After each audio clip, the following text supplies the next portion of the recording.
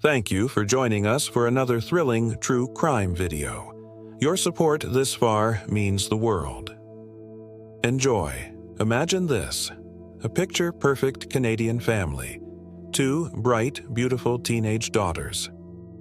Everything seems idyllic, but on a cold January morning in 2003, a frantic 911 call shatters that illusion. The caller, a young girl, claims her mother has slipped in the bathtub and drowned. Paramedics arrive to a scene of domestic tragedy. The mother, unresponsive in the tub, surrounded by pills and alcohol. It seems like a clear-cut case of an accidental death, a heartbreaking loss for the family. But as the investigation unfolds, the paramedics and police can't shake a strange feeling. Something is off. Something just doesn't add up. This is the chilling true story of the Bathtub Girls, a case that would unravel a web of dark secrets, manipulation, and a plan so cold-blooded it sent shockwaves across the nation. The 2 teenage daughters, who we will call Sandra and Beth to protect their identities as they were minors at the time, appeared to be grieving children. They told investigators their mother had been struggling with depression and had been drinking heavily. They painted a picture of a loving but troubled woman, and at first everyone believed them. The community rallied around the girls, offering sympathy and support for their devastating loss. The initial coroner's report even listed the cause of death as accidental drowning, with alcohol and medication as contributing factors. The case seemed closed, but some of the first responders couldn't forget the odd details. The scene was almost too perfect, too staged. The girls' stories, while consistent, felt rehearsed, and then there was the internet. In the early 2000s, instant messaging was the primary way teens communicated. It was a private world of secrets, gossip, and plans. And it was in this digital world that investigators would find the key to unlock the truth. A friend of the sisters, troubled by conversations she'd had with them, came forward to the police. She had a story that was hard to believe, a story that would change everything. She told investigators that Sandra and Beth had been talking about getting rid of their mother for months. They complained she was too restrictive, that she was in the way of their desired lifestyles. According to the friend, the sisters had concocted a disturbing plan. They would get their mother drunk, give her pills to make her drowsy, and then drown her in the bathtub, making it look like an accident.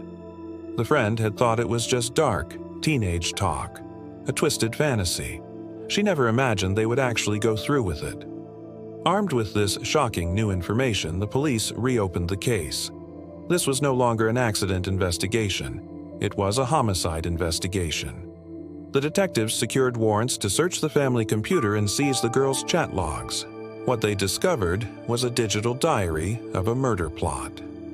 In chillingly casual language, Sandra and Beth discussed their plan in detail with their online friends.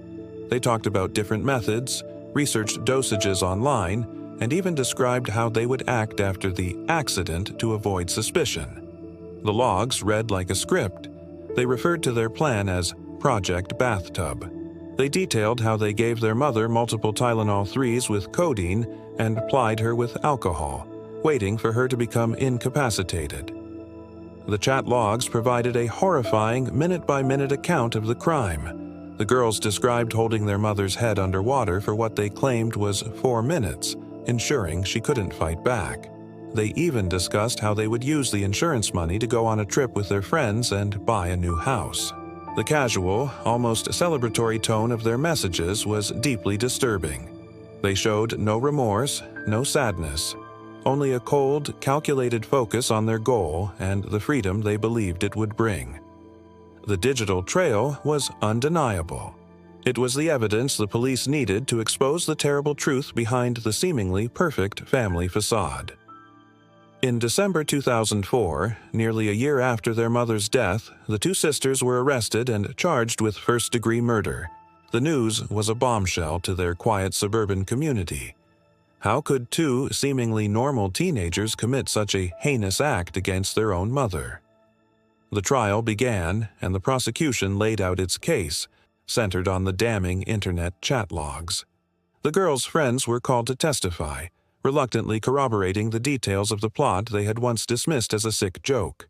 The defense argued that the girls were victims of a dysfunctional home, claiming their mother was emotionally and verbally abusive, driving them to a desperate act. They tried to paint a picture of two troubled kids who snapped under pressure. However, the prosecution systematically dismantled this narrative. While the family dynamic may have been strained, there was little concrete evidence of severe abuse that would justify such a premeditated and brutal act. The state portrayed Sandra and Beth not as victims, but as cold, calculating killers motivated by greed and a selfish desire for unrestricted freedom. They wanted to party, date older boys, and live without rules. Their mother was simply an obstacle to be removed. The chat logs were the prosecution's most powerful weapon, showing the girls' mindset in their own words, unfiltered and remorseless. The case raised difficult questions about juvenile justice. How should the system handle young offenders who commit adult crimes? The sisters, who were 16 and 15 at the time of the murder, were tried under Canada's Youth Criminal Justice Act.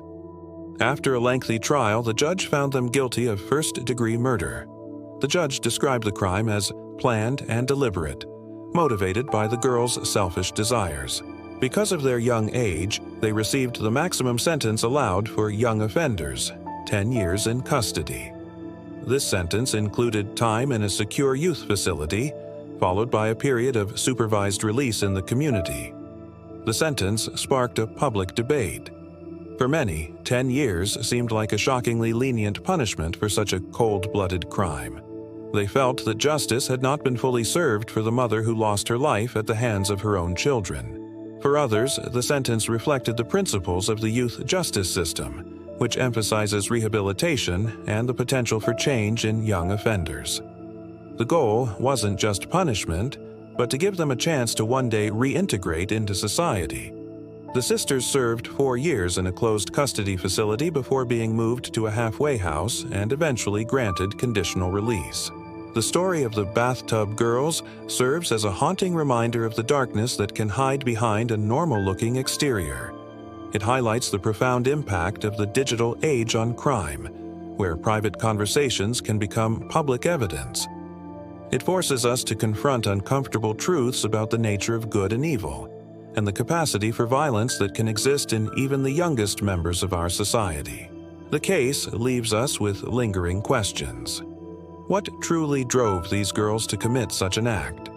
Was it nature or nurture? And has justice truly been served? It's a story that stays with you, a chilling tale of betrayal from the very people who should have offered love and protection. Thank you so much for joining me for this deep dive into this complex and tragic case. If you found this video compelling, please give it a thumbs up and consider subscribing to the channel for more true crime stories. Don't forget to hit the notification bell so you never miss an upload. Stay safe out there, and we'll see you in the next video.